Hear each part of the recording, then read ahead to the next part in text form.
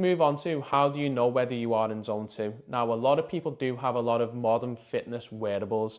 I'm not one of them, but if you are, most of them will tell you when you are in zone 2. So you can just use that. It's quite easy. It's reasonably accurate. However, for the majority of people that aren't using them, and for people like me, I do something called the breathing test or the talk test. The talking test is one basically where you can hold a conversation.